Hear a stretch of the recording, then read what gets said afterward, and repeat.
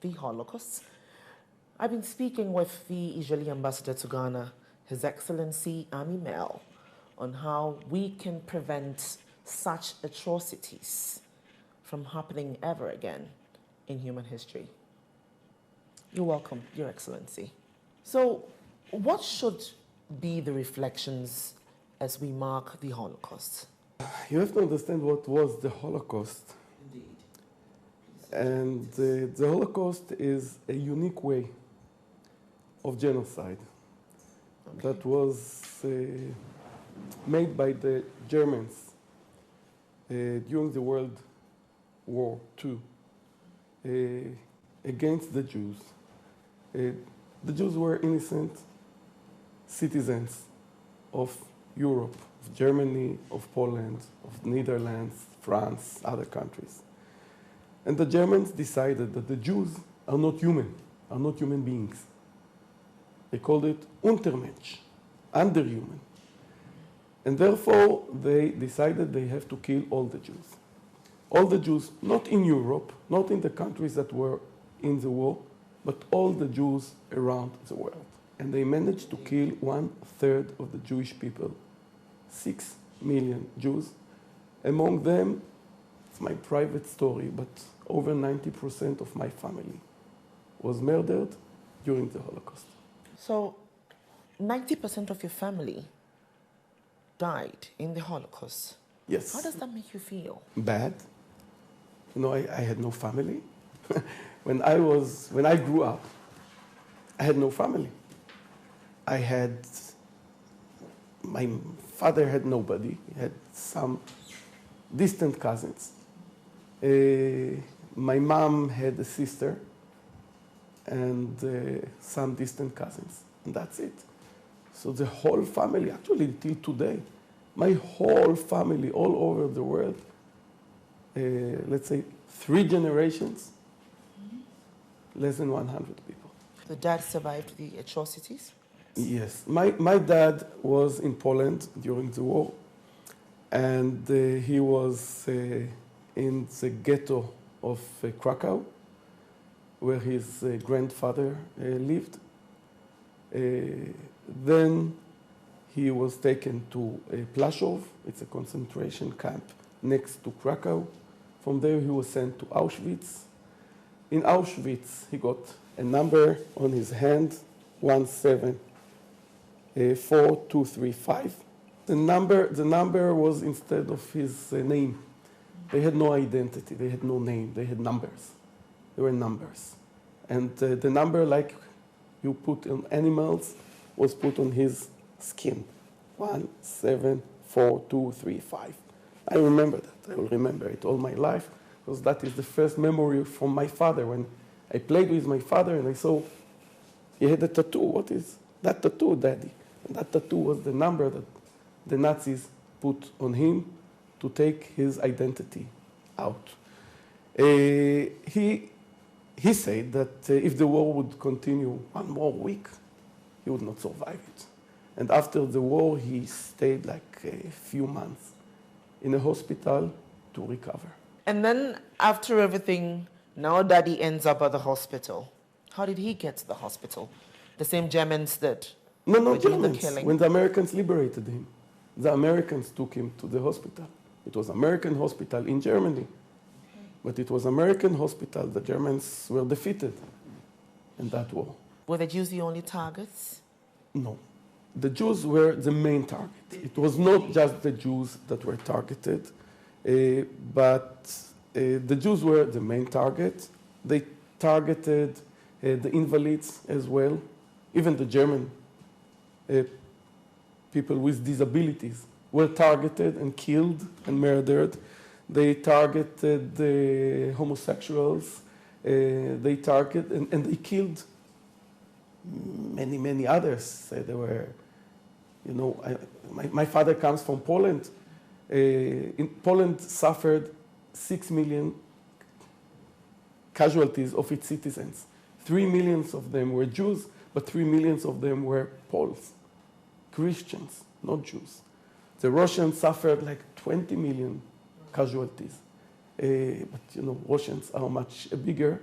and most of them were killed during the war itself. The Jews, mainly the Jews, were murdered, were slaughtered in death camps. Have you asked yourself this question, why the Jews? And what did the Jews do to deserve this? The Jews were different. They had different faith. They were Jews, they were not Christians. And for that, they were, because they were different, they were not accepted by the majority. Now, you live in Ghana, you don't understand it because in Ghana you have such a unique tolerance that you cannot see in most of the world.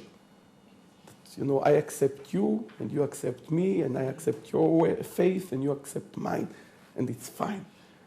But it was not like that in the 30s in Europe, not at all. But nobody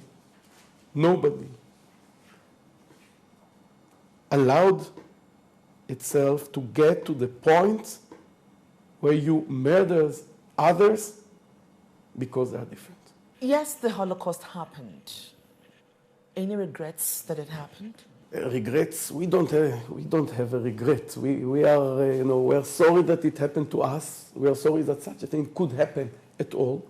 Regrets should be, you should ask the Germans about regrets, because they were the criminals. They committed the crime against humanity, against the human beings.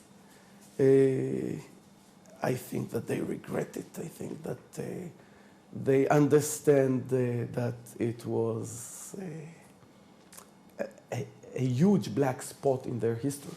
At what point did the Jews decide to be independent? Now, during the Second World War, Jews did not have own state. And therefore, even those Jews who managed to escape not always had a place where to go. The first lesson that we had after the war is to be independent, not to depend on anyone, not to depend on anyone in anything. And it caused, of course, after the independence of Israel. Israel exists from 1948, means 68 years now. It caused Israel to develop itself to the point that Israel is more or less independent. It's always more or less, because we always depend on some allies. But Israel has today the ability to defend itself and not to allow other people to slaughter us again. Did this happen after the atrocities of the Holocaust? Yes, unfortunately. And how soon was this? I think that it was a process that would lead to the independence of Israel anyhow. But because of the Holocaust, it sped up. Let me ask this question. Have the Jews forgiven the Germans? You cannot forgive, and you cannot forget. You go on. You go on, you remember because you have to remember. And you cannot forgive because how can you forgive for 6 million casualties? But you cannot hate because you cannot live with hatred. And you must go on. So you put it aside, but you still remember it very well. And you go on, and you cooperate, and you coordinate, and you do things together, and you are trying to improve the world together, but you don't forget, you don't forgive. So let's look at relationships today. What has been the level of relationship between the Jews and the Germans? When you look at what's going on around the world today, and I'm not talking about ISIS. Okay. Talking about the simple anti-Semitism and Holocaust denial. that exists everywhere in Europe today. Everywhere. We say, wait, they really don't know what happened. Or maybe they don't want to know what happened. Or maybe they are so full of hatred that they don't care that things like that can happen again. Now we have to remind the people all the time. We have to remind them, because today it happened to us, and tomorrow it can happen to you, and we don't want it to happen again. Can the Germans do anything to aid your forgiveness? The Germans are doing a lot. Since the early 50s till today. They're doing a lot. They understand that you cannot forgive for that. It's not about forgiveness. It's about how to continue to live together under those circumstances. So we're marking definitely the commemorations has happened over the years, ever since it happened. As we commemorate these years, what would be your advice? Or let me put it this way, how can we prevent such atrocities from happening ever again in human history? We have to take care that there will be no hatred, no racism, no anti-Semitism, no incitement against other people. Because all those are the seeds of the next genocide. So, you don't need to have another Holocaust. Do you really want to have just another genocide? I don't think so. We don't want another genocide. We don't want to see people being murdered because they are different. We don't want it. And we have to do everything. It's our responsibility towards our children, because we have to promise them a world where they can live, a better world than we had. They cohabited, and then what happened subsequently? The Jews in Germany were sure that they are German Jews, not Jews that live in Germany, but Germans who happen to be Jews. And they discovered that the Germans don't see them like that. So 12 years after the Holocaust had happened, now you were born. Tell us about it. You were born. I was born in 1957. In my house, the memories existed, although no one really talked about it. But whether it was the number of my father's one hand, or the hole on his other hand, or all his close friends that were survivors like him, and they didn't speak to me about it, but they spoke among themselves. And because I speak Polish, I could hear, I understood what they're talking about. A little bit, not much. And every Holocaust, Memorial Holocaust Day, they took me to the big event, memorial event, since I was a baby till my father got sick and couldn't go again, when I was 13 years old. And so it was there. And again, it was the family that I didn't have. It was the family that I didn't have. It was the fact that my parents, both of them, didn't get to the university. My father didn't have even a matriculation. And he was an extremely clever person. My grandfather was a lawyer. He was a doctor of law. So suddenly the next generation, the generation of my parents, was cut off education, cut off, I'm not talking about the economic situation that dropped down, but they were happy because they were free in their own country. Well, at least you get to live, you know, that life that your parents and that generation that was wiped out, you know, didn't get to experience. Yes. And I can give it to my children as well, which makes me very happy. It meant that your dad lost everybody around him. Almost everybody, yes. Almost everybody. And definitely he lost his parents. He lost his... Where they were. Did he know where his parents were? Okay, he was orphaned when the war started. His wife, his mother was remarried then. So her husband was murdered on the bridge between Kazimierz and Podgórze in Krakow, 1940, the beginning of the war.